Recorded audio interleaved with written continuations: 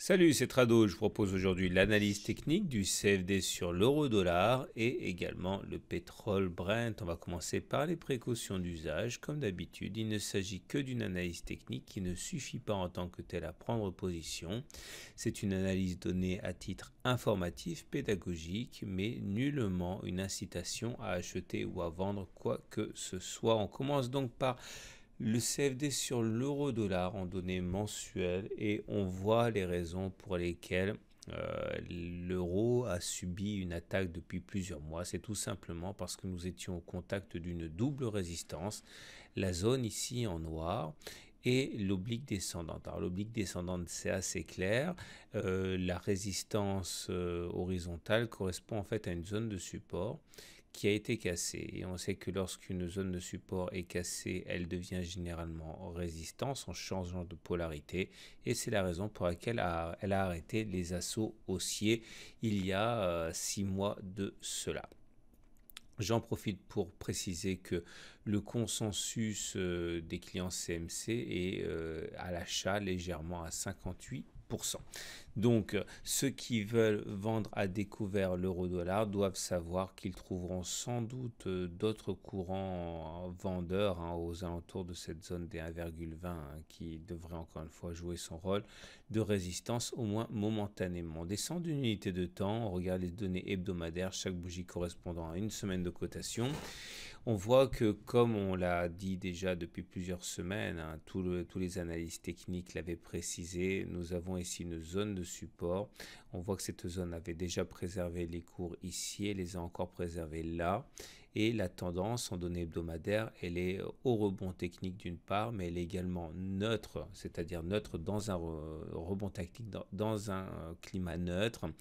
Et ceci est dû au fait que nous soyons dans le nuage. Quand on est dans le nuage, on dit qu'on est en tendance neutre. Néanmoins, il semble que le vrai grand support qui ne doit pas être éludé est aux alentours de 1,125. Donc en cas de cassure de 1,15, le vrai support serait là, aux alentours de 1,25. En tout cas, pour l'instant, et comme on l'a déjà dit les semaines précédentes, les acheteurs peuvent compter sur un flux acheteur ici, de la part sans doute de la plupart des analystes techniques, puisque c'est une zone qui a déjà freiné à plusieurs reprises les baisses.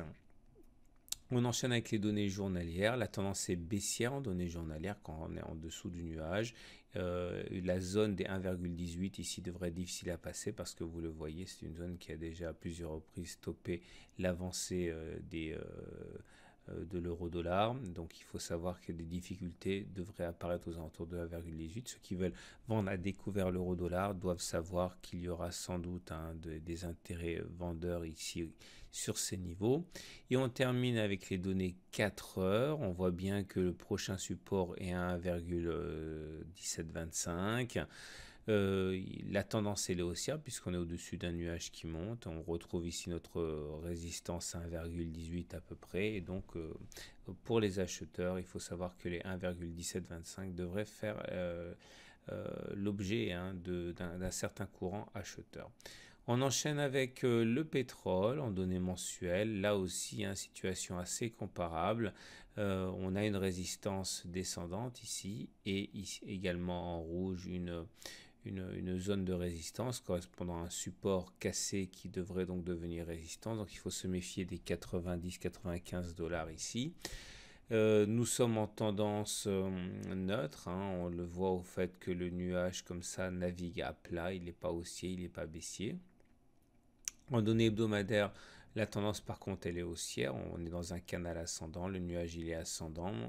On a une zone de support ici vers 70-72 dollars qui est une zone où les acheteurs se manifestent et nous sommes actuellement au contact d'une zone où les vendeurs donnent de la voix, les 80 dollars. On voit que c'est une zone qui a déjà provoqué l'attaque baissière il y a 2-3 mois de cela ici et on est en plein dedans. Le consensus des clients CMC est globalement neutre, légèrement acheteur à 53%. Donc attention aux acheteurs ici, il faut savoir que vous vous exposez à une zone de résistance. En données journalières, on retrouve notre zone de résistance ici. On a également une zone de support qui est identifiable par cette zone orange ici. C'est une zone qui nous a déjà bloqué et qui a donc été cassée ici. Elle a donc changé de polarité, devient support comme d'habitude.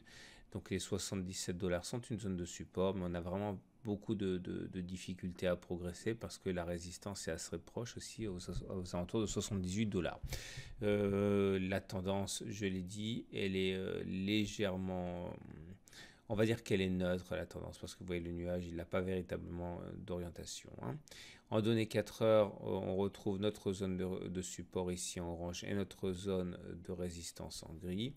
Il faut savoir que la navigation entre le 77,50 et les 79 semble assez aisée, hein, mais aucune opération au-delà de ces zones-là ne peut être envisagée puisque là, les vendeurs vont se déchaîner. Ici, les acheteurs vont donner de la voix. Donc, globalement, c'est entre 77,5 et 79 hein, qu'on risque de naviguer pour les prochains jours. Voilà ce qu'on pouvait dire. Je vous souhaite une très bonne journée et je vous dis à la semaine prochaine pour la mise à jour.